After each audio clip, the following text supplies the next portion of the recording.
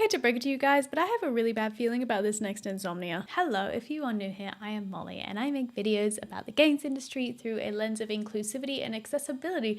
And today, we're talking about Insomnia Gaming Festival and their lack of that. Insomnia Gaming Festival, alongside their beloved LAN party, liquidated in 2024. They've been running since 1997 by Player One Events, and as long as I'd known it, it's been held in Birmingham at the NEC. I sadly never got to go because it's in Birmingham at the NEC, and I am just a dirty southerner. After Insomnia 72 in 2024, Player One Events failed to make payments to performers, vendors, and staff. It was also alleged that companies that paid for booths at I-73 didn't receive any refunds on their deposits that they had put down for those booths. After Insomnia 72, Player One staff did find out from an email sent internally that every single one of them had been sacked. And apparently, Player One owed like $500,000 in debt, and so they just had to liquidate and close down. However, that wasn't until they popped up again on the 21st of May of this year. On their official socials, they just posted a picture of a chair with the Insomnia logo and the words like Spring 2026. And obviously, people were really excited, but I worry that not enough people were skeptical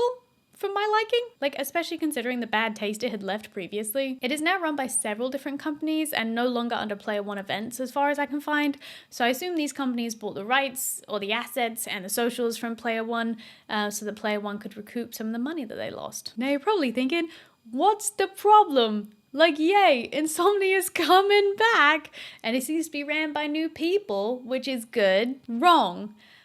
At least in my opinion, for many reasons. The first and like most obvious one to anyone that's even looked at their Instagram is like their bonkers use of social media. The comments like on their Instagram from the social media manager or like whoever is running the account are so cringy. And honestly, just really unprofessional. It seemed like almost they were going for like, you know, like the Duolingo vibe, the Wendy's vibe, where like, you know, this company's your mate sort of thing. I'm just a person. But they just did it really badly and really rudely. And here are just some of the responses that commenters got. Essentially, the community manager was talking about how you could pay extra to go into private toilets instead of portaloos. And someone asked, would this be available for disabled people as well? Would there be an accessible toilet? And their response was, what if we had an option to have a private disabled porta cabin? I'll certainly try and make sure we have them in the area anyway, but having this option would be great for attendees. And it's like, what do you mean? What do you mean you think that would be a great idea? Yeah, it'd be a really good idea. It would be a great idea for disabled people to have a fucking toilet. It doesn't get better from there. Someone commented, love seeing all the community feedback, but I'm questioning who's running the account because the graphics and replies are poor. Also, whose great idea was it to change venues to somewhere very out of the way and introducing so many ridiculous charges and add-ons? I will get to the location in a minute. And they replied, sorry for the way we were responding. It was unprofessional and inappropriate, but in and appropriate, two separate words, especially under the circumstances. So like, obviously someone had a word and was like, what are you doing? Someone said, because they were acting so weird, people kept pointing it out. So someone else said, great, now can your social media team apologize for how inappropriate their responses were last night? And whoever's running the account said, I'm sorry for not being as professional as I should have been. I can see that I came off as not caring and like I wasn't taking it seriously. I genuinely was though, and I will act more how you'd expect going forward. What do you mean how you'd expect? It's not an individual person. It's not just random people. It's that you are running a professional account. And so there should be a level of professionalism. There's only certain ways you can pull off this whole like, I'm your mate, I'm a company, but I'm your mate. Like, you have to be so specific and strategic about it because otherwise people just think you're fucking ridiculous like this. And you're probably thinking like, oh, that doesn't seem so bad. That was only the screenshots that I picked out. They're still speaking in such an unprofessional manner. It is absolutely bonkers. But that's not all. Getting to the venue, this is a huge contributor to why I think this will be an absolute mess. But again, just my opinion, but it just seems like such a bad idea. Basically, the venue for Insomnia 74 is the Staffordshire County Showgrounds. Yeah. Like a horse showground, like a showgrounds, like a sort of farm, like a showgrounds. Now, I'm all for a quirky venue. I love a quirky venue. I think it could be so fun. But the Staffordshire County Showgrounds are just inconvenient and also messy. Like, let me just show you how far this is from anything. Here. This is This is the closest, like, town down here. To walk from the edge of the town to the showgrounds is half an hour. Half an hour to go from town. So you want to go to the pub? You want to go to the pub after Insomnia? Well, half an hour walk, mate. It is just in the middle of nowhere. Like, the great thing about the NEC was that it was near stuff. Like, you were near the train station. If you were lucky enough, you got a hotel nearby. Like, you could walk to the NEC from your hotel. However, do not worry, attendees. They've come up with a solution. Why would being in the middle of nowhere stop you? There will be camping at this gaming festival. That's right, as if conventions weren't stinky enough. You will now get to attend alongside a bunch of people who have not showered in 3 days and who've been sleeping in sweaty little insulated tents. Alternatively, you can in fact stay in a hotel nearby, but don't worry, they've organised coaches, which will run between Stafford, so like hotels and train stations, and the venue. Also, regarding these coaches, they haven't even said how often they're going to run. Will it be one a day? Will it be once every half hour? Because if you imagine that loads of people are staying in the hotels in town, let's say, that means you have to get everybody from the venue to town. How many coaches are there going to be? How often are they going to run?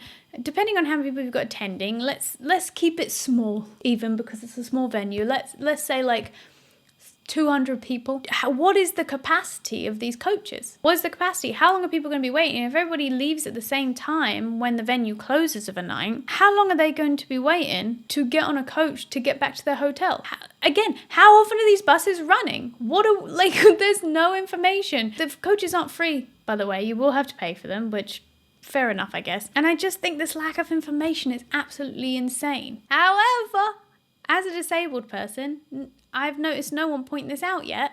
There's been no mention of accessibility for either the campsite or the coaches. There is no information as to whether wheelchair access is possible on the coaches. There is no information as to whether the grass of the campsite is going to be covered in case of rain. So it means wheelchair users and mobility aid users can't really commit to attending. Or if they do, they run the risk of not actually being able to use these services. Alongside this idea of camping or travelling in, a huge part of Insomnia is the LAN festival. And I know for me, as a disabled person, but also probably just if I wasn't disabled, I couldn't lug my PC on and off a coach every day. And I don't know if there's places to store it on site. I would assume not. So I'm lugging it back and forth every day.